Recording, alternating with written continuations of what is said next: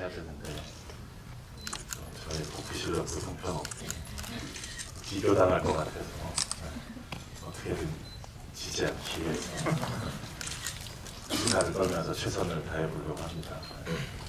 일단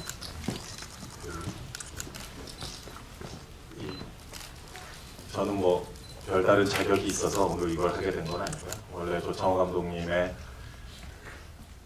그게 벌써 10년 됐나? 피터팬의 공식 그 정말 인상적인 좋은 데뷔작이었는데 그때부터 팬이었고 또 뭐 감독조합 등등 뭐 이런저런 데서 와서 만나기도 했었고 또 좀 전에 영화 엔드 크레딧에 이제 도움 주신 분의 자랑스럽게도 제 이름이 올라야 했는데 뭐 별건 아니었고 그때 시나리오를 이 영화의 시나리오를 보고 한번 모니터 리뷰를 부탁한다고 했었잖아요. 그게 벌써 한 2년 전인가?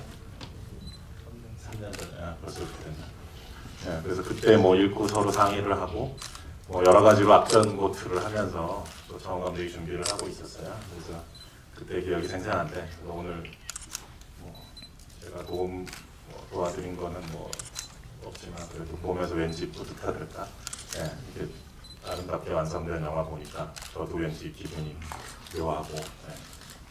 그나마 그것이 이제 제가 오늘 이 자리에서 이런 것을 진행하고 있는 약간의 자격이랄까 뭐 그런 거예요. 근데 뭐 저나 조창호 감독이 여기서 자꾸 얘기해봤자 뭐가 재밌겠을 때 멋진 배우분들이 오셨는데 특히 또 영화가 거의 엄청나게 이 두 배우분들한테 의지하고 있잖아요.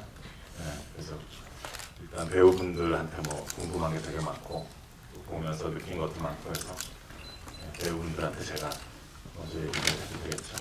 네. 좀 쉬세요. 좀 상투적인 질문부터 하고 싶어요. 그러니까 뭐 감독이나 시나리오 작가, 뭐 감독 입장에서 시나리오를 써서 준비해서 배우에게 이제 보내고 또 뭐 어떻게 반응이 올까 그걸 기다리고 그런 입장이지만 배우 입장에서는 반대인데 우리 예지 씨나 재욱 씨께서는 처음 시나리오 받았을 때 어떤 느낌이었는지 되게 궁금해요. 그리고 이 출연하기를 결심하기까지 뭐 여러 가지 고민들이 있었을 거 아니에요. 아 이런 것 때문에 꽂혔다. 이것 때문에 꼭 하고 싶다. 근데 이런 건 또 너무 걱정된다. 두렵다. 뭐 이런 게 뒤섞여 있을 것 같아요. 배우 입장에서는. 그래서 우리 예진님부터 한번. 네, 우선 흰색 앞에 앞서 인사 먼저 드릴게요. 흰색 정원 역을 맡은 서혜지입니다. 우선은 저는 감독님 시나리오를 처음 받아보고요. 제일 와닿았던 거는 제 상황과 비슷하다라고 생각이 들었어요. 그게 무슨 뜻이냐면 이 영화 자체의 내용이 우리들의 삶 속에 있는 경험하는 내용들이잖아요. 제가 뭐 아버지한테 뭐 그런 행동이나 뭐 그런 거 당했다는 게 아니라요. 보면은 저도 저 때문에 사적으로 힘든 일이 있었겠고, 근데 그 분위기에 맞춰서 작품을 봤을 때는 내가 하고 싶다는 게 너무 꽂혔었던 것 같아요. 와닿았고요. 그리고 무엇보다 시나리오상에 정말 1도 의심을 안 했던 게 와닿고요. 감히 완벽하다고 말씀드리고 싶던 시나리오여서 마음이 와닿았던 것 같아요. 보자마자 이건 굉장히 우울하다, 아프다기보다는 내가 하고 싶다라는 게 먼저 끌렸고요. 그래서 선택하게 됐습니다. 근데 또 감독님을 보자마자 감독님도 저를 그냥 정원으로 이렇게 이입하셔가지고 먼저 인사를 하시는 것 같아서 뭔가 서로 통했던 것 같아요. 네. 네, 재욱 씨는. 네, 저도 먼저 인사드리겠습니다. 예지 배우님을 매길라 그런 건 아니고요. 치마를 입고 계셔가지고 앉아서 인사하는데 저는 대표에서 제가 일어나서 입고 있습니다. 네, 다린이다에서 한수환 역을 맡은 김지혁입니다.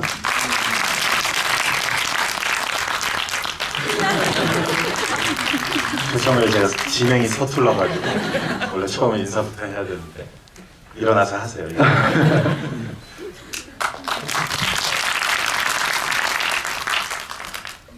먼저 이 시나리오를 읽고 바로 이제 출연을 결정하게 된 경위를 말씀을 드리면은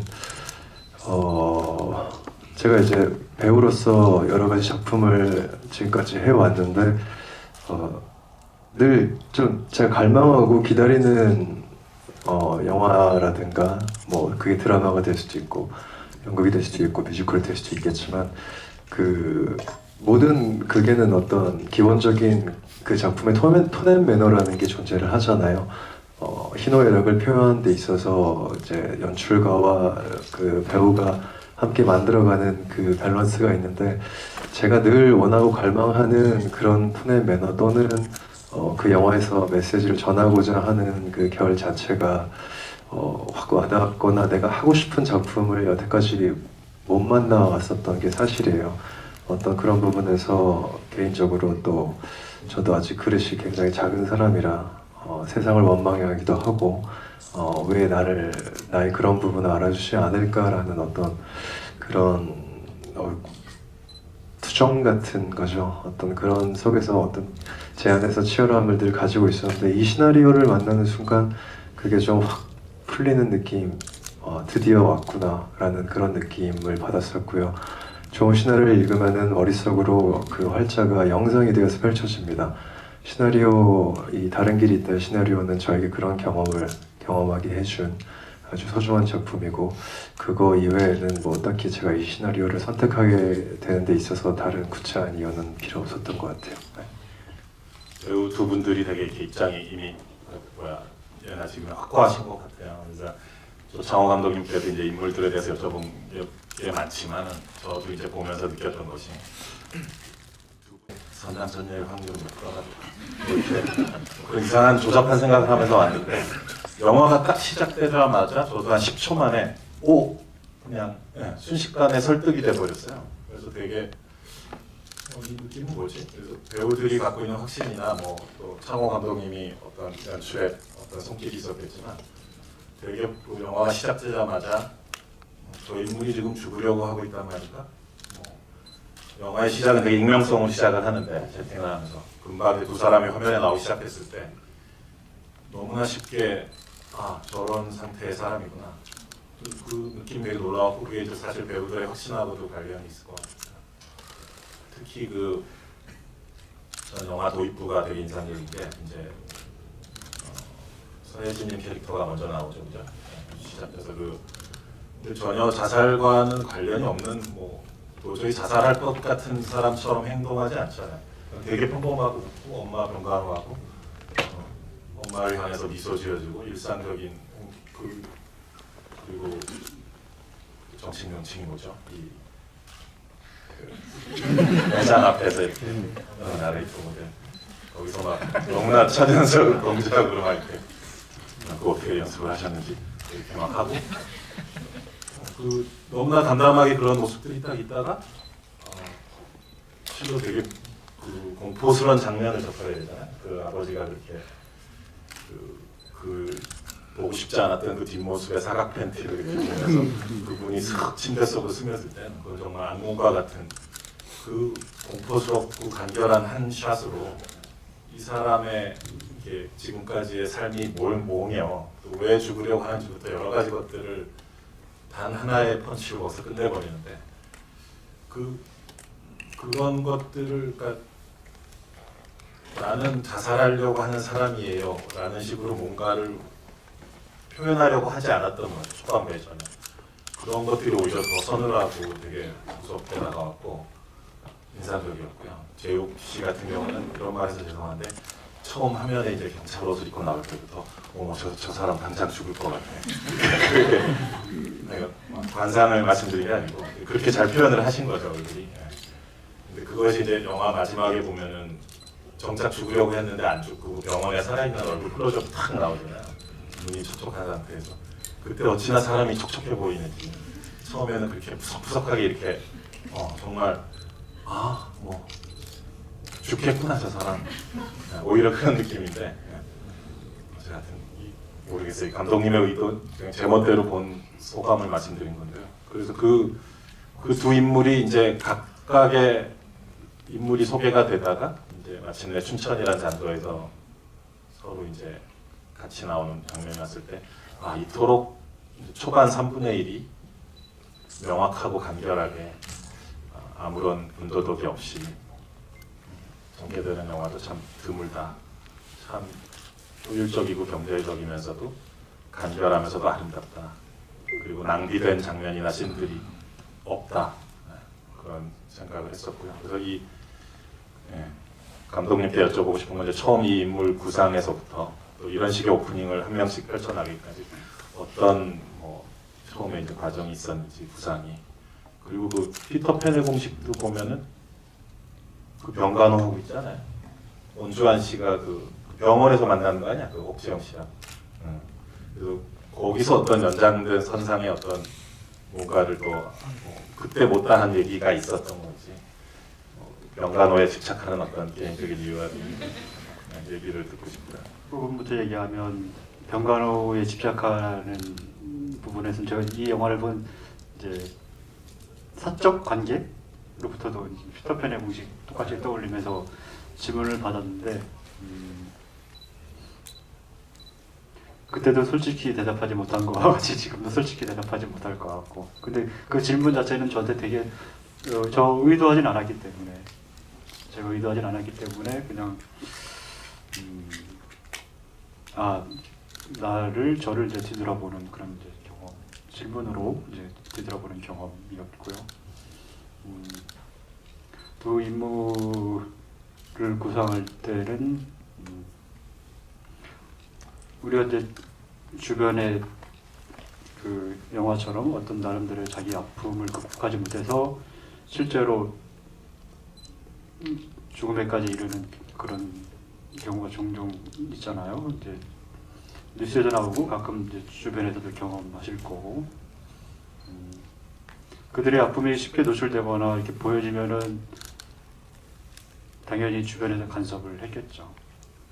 간섭이라는 게 안 좋은 간섭이 아니라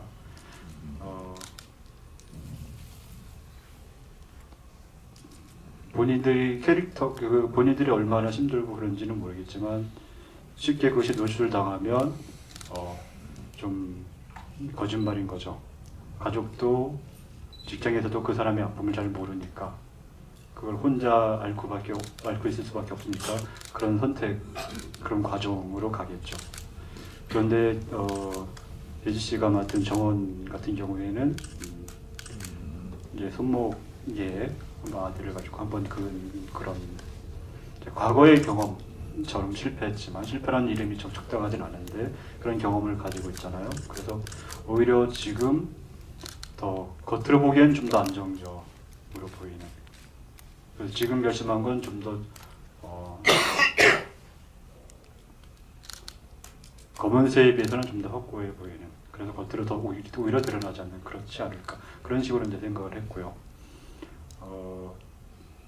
재욱 씨가 맡은 검은새, 그리고 수환이라는 인물은 어쩌면 정원이 한번 지나간 그런 부분의 어떤 과정에 지금 있지 않았나. 그래서 그 흔들림이, 그러니까 자기가 그렇게 연기를 한 것이 아니라 그 흔들림이 그래도 조금 그 불안함이 노출당할 수 있는, 그러니까 이유가 명확진 않다 하더라도 현재 살고 있는 그런 부분이 노출당할 수 있는 경우가 있을 수 있겠다. 아마 본 감독님은 그런 부분 바로 이제 느끼셨던 것 같고요. 예. 그리고 피터팬의 공식의 연장을 말씀하셨는데, 그 안에 두 가지 생각이 다 있었던 것 같아요. 사실 그 피터팬의 공식을 예전 10년 전에 만들었을 때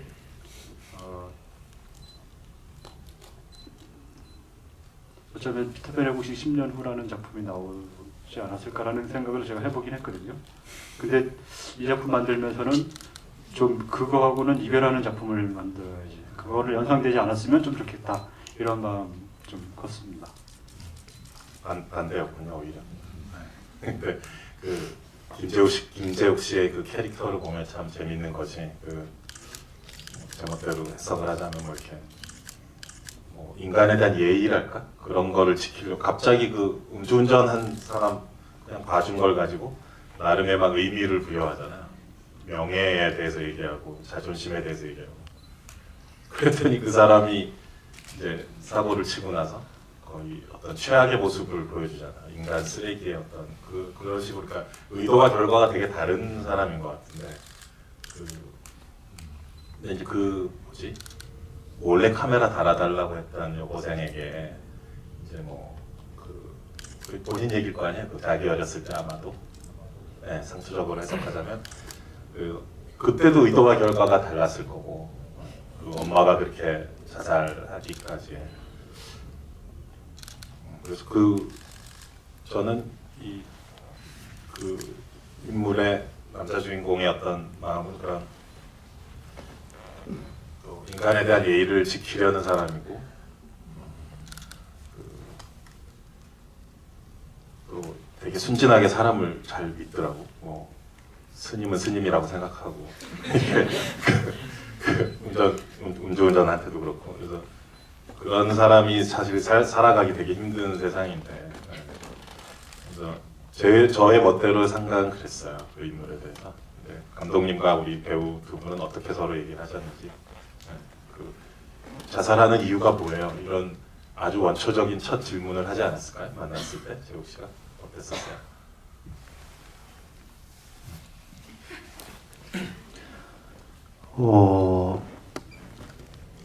제가 질문을 하지 않았던 걸로 기억하고 있습니다. 저는 네. 청문회 답변 같아요. 어떻게 기억하세요? 조창호 감독님. 이 분명한데요. 영화 속 수완이라는 캐릭터는 거짓이 아니라 진짜로 착한 사람이 했으면 좋겠다. 그런 바람이 저한테 있었고요. 역할을 실제로 이제 평소에 착한 사람이 했으면 좋겠다는 바람이 있었고 재욱 씨를 처음 만났을 때 실제로 그렇게 느껴졌고요. 그런데 굉장히 제가 이제 다행스러웠던 것은 왜 죽냐라고 묻지 않는 거예요. 시나리오상에 있는 그 인물을 그대로 수용하는 거예요. 제가 다른 부분 마음에 들었는데 그 질문을 이제 난 이 왜 죽는지 근데 이거 좀 이유가 좀 미약한 것 같다, 납득이 안 간다 이렇게 해오면 저도 이제 좀 같이 곤란해졌을 것 같거든요. 그리고 이제 그 전에 동료 감독이라든가 다른 사람들하고 시나리오 회의를 하거나 할 때 그 부분은 항상 논란이 됐고 좀 이 이유를 보강시켜줘야 되는 거 아니야? 뭐 그런 질문을 굉장히 많이 받았거든요. 근데 두 사람 다 그 이유를 확실하게 주는 것은 좀 양심에 반하는 그 제가 관찰하거나 제가 느끼고 제가 알고 있는 바에 반하는 거였고 영화적으로도 되게 단순해질 거라고 생각했어요. 이 사람은 이런 이유로 죽고 이 사람은 이런 이유로 죽고 이것이 명확하면 그리고 실제로도 우리가 이제 되게 저한테는 중요한 문제여서요. 어떤 사람의 죽음의 이유를 단정하는 것이 어떤 폭력처럼 느껴졌거든요. 좀 더 복합적인 것들이 있을 수 있고 혹은 남들이 보기에도 되게 작은 이유지만 그 사람은 그 작은 이유로 그만큼 힘들 수도 있기 때문에 그런데 이제 우리는 자꾸 그 질문을 던지는 거죠. 그리고 그 질문에 대해서 만족하려고 하는 거죠. 그 이유에 대해서. 근데 실제 배우가 그걸 계속 이제 질문해 오면 제가 설계하는 구도가 이제 틀어지거나 굉장히 지난한 지난한 토론이 될 수도 있을 텐데 그 자체로 수용해서 저도 굉장히 편했던 영화였습니다. 정말 그건 정말 멋진 것 같습니다. 사실 배우가 이 질문만은 하지 않아줬으면 하는 그런 거 있잖아요. 우리 감독들은 다 공감할 거예요. 여기 뭐 영화 찍으신 분들도 계시고 그럴 텐데 이 질문만은 하지 말아줬으면 이건 그냥 이미 서로가 다 공감하고 있었으면 하고 바라는 게 있단 말이에요. 근데 그거를 처음부터 이렇게 알고 있었던 것 같은데 그래서 되게 그런 건 되게 멋진 것 같고 물론 뭐 다 원인과 결과가 있고 뭐 목적이나 이유가 있지만 사실 안 그런 게 많잖아요 우리 삶에서. 우리는 사실 그냥 억지로 그걸 이해하려고 든다 뿐이지 사실은 모호하고 복잡하고 어중간하고 애매하게 뒤범벅된 게 삶이고 감독들은 또 그런 거를 표현하고 싶을 때가 많은데 배우가 그 자체를 그 모호함을 그 자체로 받아들여 준다는 건 정말 축복이죠. 일례로 그 알프레드 히치콕은 나는 고백한다라는 영화 찍을 때 그 몽고메리 클리프트랑 엄청 싸웠어요. 그래서 나와서 그 신부님 역할인데 그 교회 문을 나오면서 저쪽 건너편 교회에 십자가를 보라고 주문을 했는데 몽고메리 클리프트가 계속 캐문을 왜 내가 저 십자가를 봐야 되냐. 그래서 나중에 히치콕이 열받아서 다음 커트에 저 십자가 인서트를 넣어야 되니까 제발 보라고. 끝까지 왜 무슨 감정 때문에 내가 저 십자가. 그래서 그 두 번 다시 영원히 작업을 하지 않았다고 해요. 그 몽고메리는 히치콕을 욕하고 히치콕은 또 몽고메리가 답답했다고 그랬는데 먼 나라 분들을 욕하려는 건 아니에요. 어쨌든 그 재욱 씨가 저런 쿨한 입장이기 때문에 되게 또 복받은 게 아닌가, 배우 복이 역시 있으시다, 조창호 감독께서 그런 생각이 들고, 또 언급하지 않을 수 없는 장면이 우리 그 서혜진님이 그 장면 참 저는 이 영화의 어떤 백미 명장면이라고 생각했는데, 이렇게 엄마에게 이제 여행 간다고 하면서 할 때 밖에서 그 아버지가 보채잖아요. 그 악마의 목소리가 계속 정원아 그러는데, 정말 스피커를 찍고 싶을 정도로 그 목소리는 정말 끔찍한데, 나왔을 때 이렇게 칼을 이렇게, 그죠?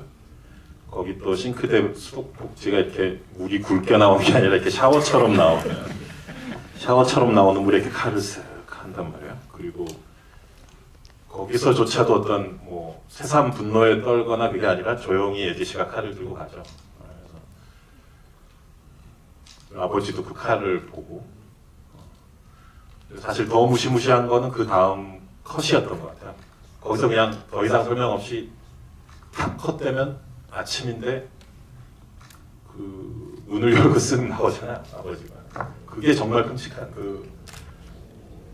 사실 그 반복되어 온 그 악몽 속에서 그런 일이 여러 번 있었을 수도 있고, 근데 그것이 계속 반복된 거잖아요. 그리고 한 번도 그 아버지를 찌르지 못하고 그 칼이 도리어 자기 손목으로 간 거잖아요. 그 손목에 칼자국을 이후에 침대에 두 사람이 누워 있을 때, 아이러니컬하게 재욱 씨가 잡으려고 할 때 그때 이제 그 칼은 왜 아버지 심장에 꽂히지 못하고 정작 자기 손을 향했을까? 저는 그게 되게 궁금했어요. 그리고 마지막에 그 집을 떠나고 어머니한테 문자하고 할 때도 계속 엄마한테 미안하다는 말을 하고, 재욱 씨랑 그 침대에 있을 때도 그러고, 엄마에 대한 생각, 모르겠어요. 사실 쉽게 생각하면 본인도 죽는 마당에 아버지에 대한 복수라고 이름 지으면 너무 좀 단순해지겠지만, 어쨌든 아버지를 어떻게 할 수도 있을 거 아니에요. 그 부분은 이제 시나리오에 있어서 그 감독님께도 궁금하고, 또 배우 예지 씨 본인한테도 시나리오 읽었을 때 이제 그 부분에 대해서 어떻게 생각했었는지 그게 궁금해요. 그리고 그 장면 찍을 때 그 현장 상황에 대해서도 궁금하고, 어떻게 디렉팅 하시면서 어떻게 찍었는지. 현장 상황은 예지 씨가 또 얘기해 주면 좋을 것 같고, 또 얘기하려고 그래야지. 우선 그때 현장 상황은 굉장히 감독님과 저 둘이 앉아서 굉장히 아파했어요. 감독님께서도 말씀하신 것처럼 어마무시한 씬이었는데, 사실상 시나리오에 없던 씬이었어요. 굉장히 즉흥적으로 만들어낸 씬이었고요.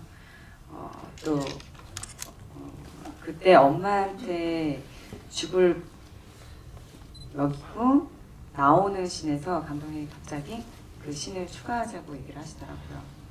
근데 저는 그때 마침 감독님한테, 감독님 내 생각엔 어차피 아버지를 죽일 것도 아니면 그렇게 이게 무슨 씬일까 고민을 했는데, 감독님 이제 다른 생각이 있었던 것 같아요. 근데 제가 그걸 찍으면서 그때 느낀 게, 엄마 방을 한번 돌아보는 눈빛에서 진짜 정원이는 엄마도 죽이고 싶었구나 라는 생각이 드는 거예요. 정말로 윤리적인 태도에서 벗어난 이야기지만, 정원이 입장에서는 어렸을 때부터 그런 일을 당했고, 근데 육체적인 죄책감 때문에 엄마한테 미안했고, 하지만 그런 누워 계신 엄마 때문에 오히려 내가 그 일을 당했다는 생각에 엄마도 자극적으로 그렇게 하고 싶었던 마음이 컸던 것 같고요. 실제로 아빠라는 존재를 보는 순간은 정말 내가 약하다는 모습을 보여줬던 것 같아요. 찌르지 못하는 그 순간순간. 그래서 정원이는 그 순간에 눈빛으로 엄마도 죽였고 이미 아버지도 죽였다고 전 그렇게 촬영을 했거든요. 네. 그런 장면에서의 그 얼굴, 눈빛, 표정, 연기 이런 것들은 사실 쉬운 게 아니잖아요. 너무 뭔가를 드러내서도 안 되고 그렇다고 또 무슨 밥 먹으러 가는 것 같은 평범한 얼굴일 수도 없는 거예요. 그 감독님하고 어떻게 얘기를 하셨는지 그 얼굴 자체나 눈빛에 대해서 무슨 디렉팅을 주셨어요? 그냥 급하게 씬을 새롭게 만들고 그냥 던져주고 만 거예요? 아니면 이번엔 얘기해도 되나요? 척 하여튼 긴장감이 흐르면서도 되게 섬세한 장면이었던 것 같아요. 그런데도 사실 칼을 그냥 무릎 옆에 들고 있는지 이 정도 들고 있는지 뭐 그런 거에 따라서도 모든 느낌이 엄청 달라지잖아요. 그래서 정말 영화의 어떤 백미였던 장면이 아닌가 생각 들고 그런데 그 바로 다음 장면에 이제 아침이 되고 아버지가 이렇게 뭐 해라 하고 나가면은 거기 바로 연이어서 프라이팬하고 그 같은 장면이죠. 같은 샷이죠. 프라이팬이랑 그 뭐라 그러죠? 그 촛불에 이렇게 하는 거. 그 명칭이 있는데 정치가 어쨌든 뭐 그거를 또 이렇게 되게 덤덤하게 무슨 뭐 소풍 갈 때 브루스타 챙기듯이 그거를 툭 이렇게 들고 나온단 말이에요. 그래서 야, 참 조창호 감독 잔인한 사람이다. 그러니까 그 아버지를 또 그렇게 그냥 쓱 평소 아침처럼 보내고 이 여주인공은 또 그거를 덜그럭 마치 그냥 어디 그냥 근처 동네 뭐 목욕탕 가듯이 뭐 수건이랑 타월 뭐 수건이랑 비누 챙기듯이 그냥 자기 죽기 위한 거 아니야. 그 프라이팬에 그 라이터가 그걸 덤덤하게 롱샷으로 찍고 있는데 야 참 조창호 감독님의 어떤 그 간결하면서도 파워풀한 연출의 힘 같은 것들이 그런 샷에서 보면서 되게 그 감탄스럽고요. 특히 근데 또 재밌는 것은 이 영화의 결말 지금 저희가 시간에 쫓기고 있어요. 하고 싶은 얘기 너무 많은데 몇 시까지 진행을 하라고 아까 지시를 해주셔가지고 그래서 급하게 좀 결말부로 달려가 보면 뭐 누구는 죽고 누구는 살고 뭐 둘 다 죽냐 둘 다 사냐 뭐 이게 중요한 것은 아니지만 어쨌든 뭔가 우리가 공감할 수 있는 엔딩이었다고 생각이 들고 좀 더 조잡하게 여쭤보자면 그 자살에 성공하는 사람이 아무도 없네요. 그 SUV에 타고 나타났던 그 세 명의 난 그게 신기한 게 아무 설명이 없어도 그 세 명이 딱 화면에 나오면 아 쟤네 자살하러 가는 거야. 이마에 쓴 것도 아닌데 그런 건 어떻게 연출하는 거야? 비법을 좀 얘기해. 딱 보면 1초 만에 아저씨 둘에 애 하나인데 또 어떻게 그런 걸 전달하지? 그걸 딱 보고 알 수 있는 봉준호 감독님이 대단하다는 생각. 다 아셨을 거예요, 그렇죠? 다 알았죠.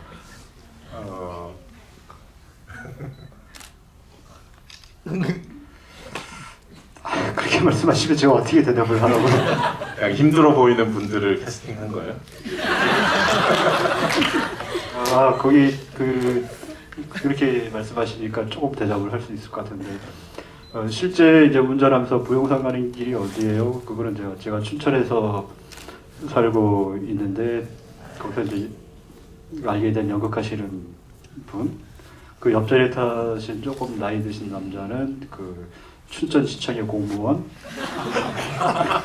그리고 뒤에 탔던 그 어린 친구는 아내 친구의 아들, 이렇게 해서 조합을 이뤄본 건데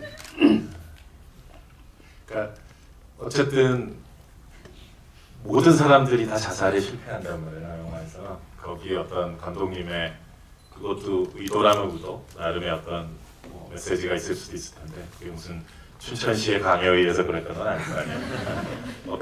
어떤 고민이 있었는지.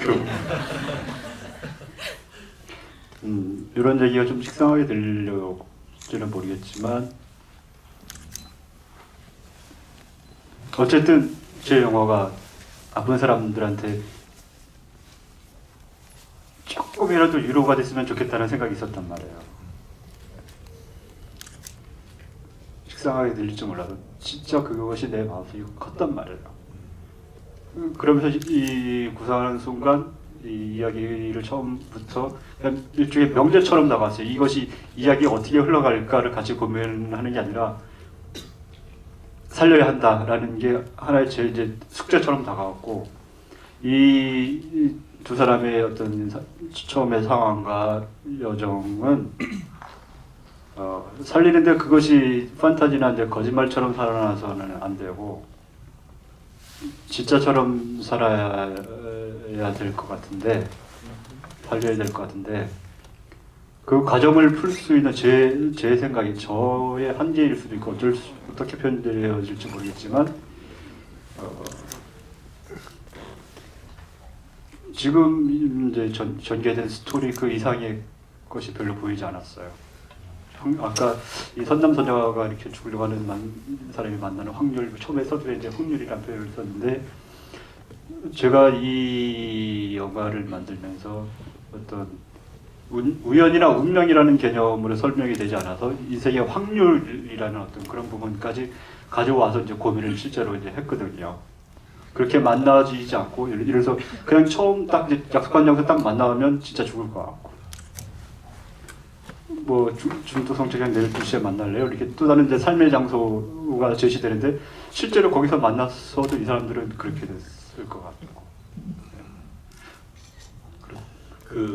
모르겠어요. 사람의 마음이라는 게 참 단순할 수도 있는데 마지막에 이제 응급차에서 이렇게 호흡기를 대고 있는 서예지 씨가 눈을 탁 떴을 때 그 어떤 보는 우리가 느끼는 사실은 안도감이 있잖아요.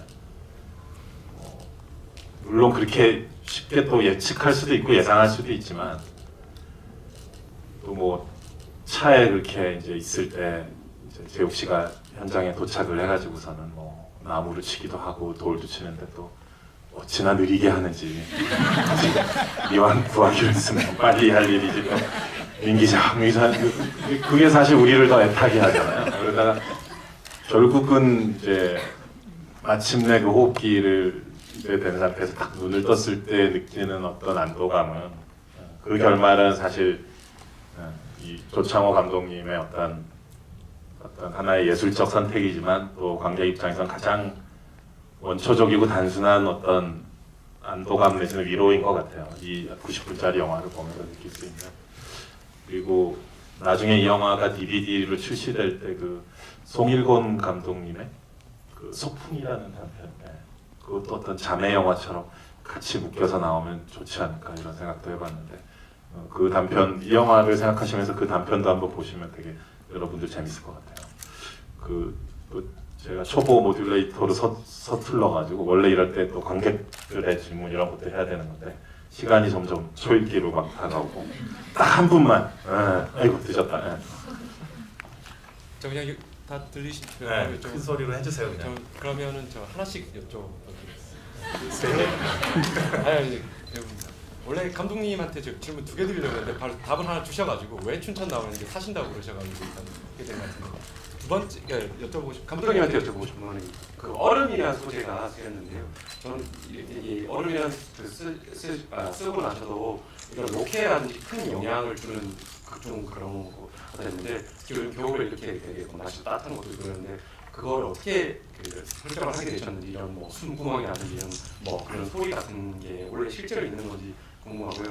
그리고 저는 김지옥 배우님한테 여쭤보고 싶은 게, 그 서예지 배우님은 예를 들어 극중 정원과는 되게 다르신 분 같거든요. 잠깐 안 되지만, 근데 김지옥 배우님은 저 포스 눈빛 그대로신 거야. 원래 아닌데요?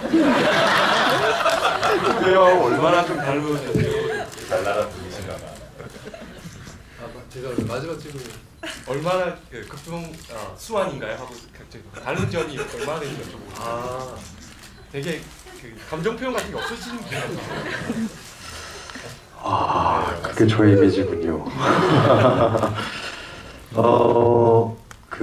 저도 그럼 간단하게 짧게 말씀드리면은, 분명히 이제 그 수환이라는 인물은 저 안에 이제 다른 인생을 살아온 감독님이 창조하신 캐릭터이긴 하지만, 그것을 수환이를 이제 김재웅이라는 배우의 어떤 외모도 그렇고 내적 외모도 그렇고 제가 그 옷을 입는 건데 닮아 있는 부분은 분명히 있는 것 같아요. 그 깊이의 차이라든가 히스토리의 차이가 있을 뿐이지 저도 뭐 그렇게 힘들진 않겠지만 어쨌든 트라우마라는 것이 있는 사람이고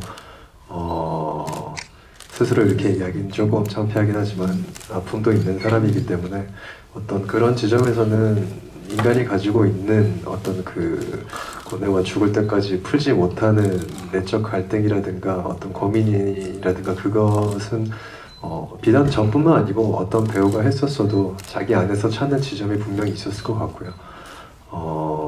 그리고 저는 개인적으로 수환이보다 훨씬 웃깁니다. 이상입니다. 얼음은 제가 어릴 때도 좀 많이 올라가 봤고 얼음 숨소리라든가 뭐 그럴 때 울리는 그 자연음, 실제 자연음인데 그런 얼음 숨구멍이라든가 얼음 숨소리에 대해서는 익히 이제 알고 있었고요. 이제 짧게 말씀드려야 될 것 같은데 시간상. 그 개인적인 경험으로 제가 실제 얼음 위에 어떡하다가 이제 그런 호수 강이나 그런 얼음 위에 누웠었을 때 당시에 이제 자꾸 뉴스에 나왔던 이런 이제 동반 자살 사건의 어떤 그런 인물들이 저한테 그 생각이 났고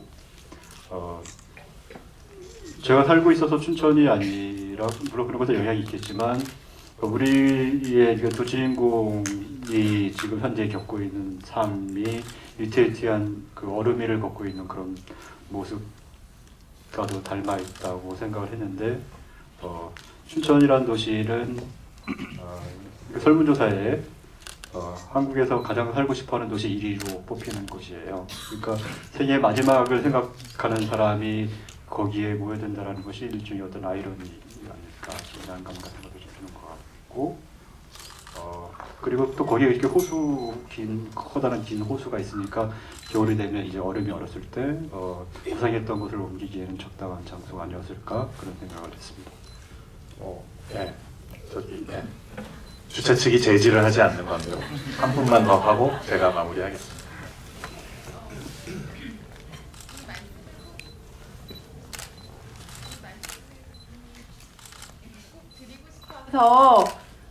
네. 사실은 처음에 포스터에서 김재욱 씨 모습을 공유인지 알았어요. 이게 칭찬으로 말씀드릴게요. 그래서 새로운 배우를 알게 돼서 굉장히 고맙게 생각하고요. 오기 전에 네이버 검색하다가 사실은 영화에서 굉장히 주변 사람에 대한 어떤 따뜻한 위로나 관심, 뭐 그런 좋은 의도를 갖고 영화를 찍었는데 본의 아니게 오해를 받으시는 것 같아서 감독님이 굉장히 속상하시겠구나라는 생각이 들었거든요. 그리고 그냥 그 모든 사람이 다 마찬가지지만 어떤 그 자기의 생각을 표현을 할 때는 참 이렇게 그 자기 생각만 갖고 아니면 그냥 쉽게 말한 말도 오해를 많이 불러들일 수 있으니까 연예인들은 정말 더 조심해야 되겠다라는 생각이 좀 들었어요. 그래서 감독님이 꼭 좋은 의도로 만든 영화를 많은 사람들이 좀 알아줬으면 좋겠다라는 생각이 영화를 보면서 좀 들더라고요. 좋은 영화였습니다. 감사합니다. 그러면 제가 그거에 대한 답변을 해드릴게요. 기자회견 아니죠? 사실은 저희가 개봉 날을 이거 찍은 지 2년이 됐어요. 근데 저희는 말 실수를 했다고 생각하진 않아요. 왜냐면 실질적인 영화 자체가 사실은 우리들의 삶의 내용이었지만 어쨌든 사람들이 볼 때는 윤리적인 틀에서 벗어난 행동들이에요. 근데 우리들이 정말 열악한 환경에서도 정말 서로 합의하에 감독님과 깊은 대화하에 배우들이 이렇게 열심히 촬영을 했는데 저희 셋이 되게 웃고자 그냥 이렇게 감독님이랑 있던 일들이 정말 뉴스화가 된 것처럼 이렇게 논란이 되는데요. 사람들 시선에서 제일 안타까운 것은 배우들의 어떤 그 과학적인 그 촬영에 대한 포커스만 맞춰져 있어서요. 어쨌든 저희가 그것 때문에 마음이 너무 무거웠어요. 그렇지만 그렇지 않다는 건 이제 영화를 보면서 사람들이 이해를 하고 느끼겠구나 싶어가지고요. 저희가 지부에서는 얘기를 안 하려고 했는데 저희 영화가 정말 대뉴스가 됐습니다, 여러분. 저희 정말 너무너무 행복하게 찍었고요. 이제 연타는 연자도 듣고 싶지 않은 생각이 있어요. 그래서 너무 크게 한 줄 알았고 오빠도 마찬가지고 저희 감독님도 마찬가지고 저희 셋은 한 요 근래 일주일 동안 계속 울었던 것 같아요. 이렇게 웃으면서 울었고 왜냐면 우리가 희망을 사람들에게 주고자 했는데 오히려 사람들에게 희망을 받아야 될 것 같은 지금 시점에 와가지고요. 저에게 많은 희망 부탁드립니다, 여러분. 네. 우리 주인공인 서예진님께서 너무나 명쾌하게 이번에 이 해프닝을 잘 설명 마무리 지어주신 것 같고요. 네, 다 영화가 관객분들한테 좋은 반응 얻으려고 이런 소동도 있었던 게 아닌가 생각이 들어요. 그리고 뭐 우리가 홍상수 감독님의 생활의 발견이라든가 전계수 감독님의 뭐였지? 잘 알지도 못하면서 이런 춘천 영화들의 뭘 또 그렇게까지 헷갈렸어요. 그런 춘천 영화들이 좀 있었지만 진정한 춘천 영화의 최강자로 등극하는 그런 순간이 아닌가. 정말 춘천에 사시는 감독님만이 찍을 수 있는 그런 영화였고 또 그런 영화에 또 너무나 훌륭한 두 배우님들이 영화를 빛내주신 것 같고 모르겠어요. 뭐 그 많은 감독님들이 많은 영화를 만들지만 또 이렇게 조용하고 침착하게 인물들을 설득하고 무슨 종이에 물이 스며들듯이 어떤 감정을 우리들을 젖어들게 하는 영화들이 점점 귀해져 가고 있거든요. 재능을 과시하려는 영화들, 어떤 자극을 추구하는 이런 영화들은 넘쳐나지만 이렇게 조용하고 침착하게 한 발 한 발 움직여서 결국은 마지막 순간에 이르러서 관객들의 마음을 뒤흔드는 영화들이 되게 점점 귀해져가는 세상인데 조창호 감독님과 이 두 배우분들께서 그런 좋은 작품을 이렇게 만들어 주신 것 같아요. 그래서 감사하다는 말씀을 여기 계신 관객분들 대신해서 드리고 싶습니다.